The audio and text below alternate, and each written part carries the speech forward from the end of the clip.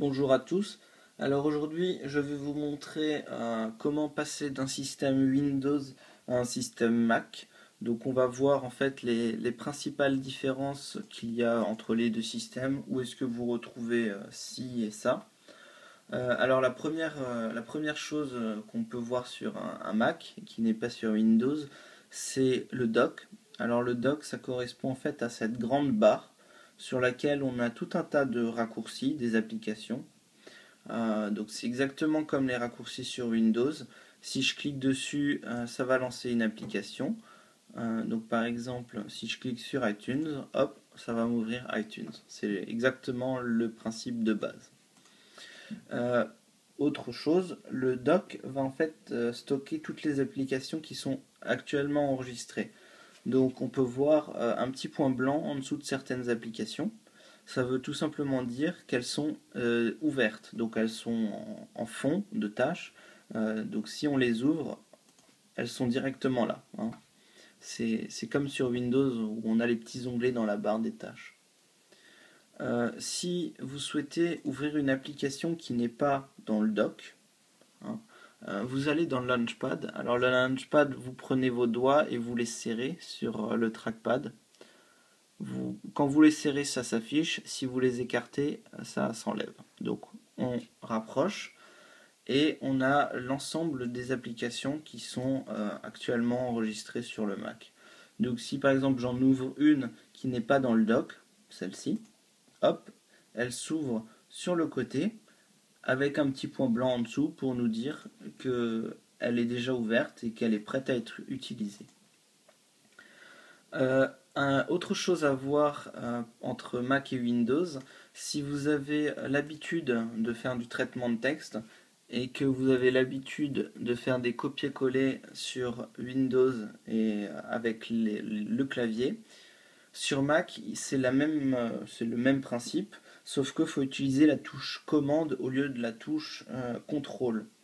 Donc au lieu de faire un contrôle C pour copier, il va falloir faire un commande C pour copier, un commande V pour coller et un commande X pour coller. Alors là, il y a deux touches commande sur le clavier Mac.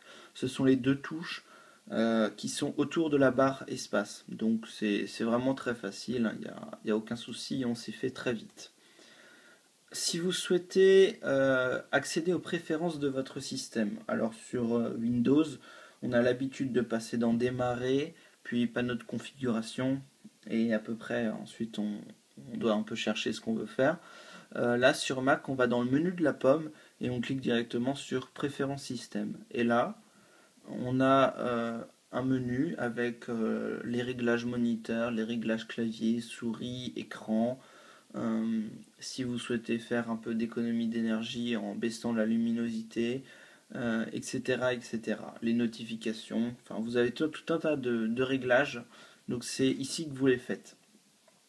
Si vous souhaitez voir pour mettre à jour votre Mac, s'il y a des mises à jour qui sont disponibles, un peu comme sur Windows avec Windows Update, là vous allez dans le menu de la pomme et vous cliquez sur mise à jour.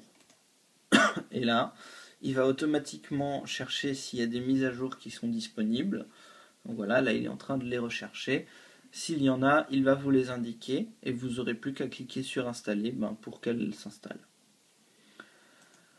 Si vous souhaitez installer une application, alors sur Windows on a des points X, EXE, sur Mac c'est des points DMG, c'est le nom d'un programme. Alors vous double-cliquez dessus et vous allez voir que c'est finalement assez simple d'installer sur Mac. Vous ouvrez, enfin vous pouvez l'installer manuellement et sinon il y a un petit raccourci encore plus rapide. Vous prenez l'application, vous allez dans l'onglet applications, donc là on a toutes les applications qui sont actuellement installées sur le Mac. Si je souhaite installer cette application, je la prends, je la glisse et je la laisse dans le menu application. Et là, si j'ouvre le Launchpad, et ben on voit qu'elle vient d'apparaître, elle est déjà installée notre application, il n'y a plus rien à faire. Si on souhaite en revanche la désinstaller, donc on va tout de suite le voir tant qu'à faire, Vous prenez l'application que vous souhaitez désinstaller, donc par exemple celle-ci, et vous la glissez tout simplement dans la corbeille. Et là, si je rouvre le Launchpad, elle va disparaître. Voilà, ça y est, elle est désinstallée. Donc c'est aussi simple que ça. Donc vraiment, si vous passez sur un Mac, n'ayez vraiment pas peur, c'est pas compliqué. C'est très intuitif, il y a vraiment pas de souci. Voilà, j'espère que la vidéo vous a plu et je vous souhaite une bonne continuation. Au revoir.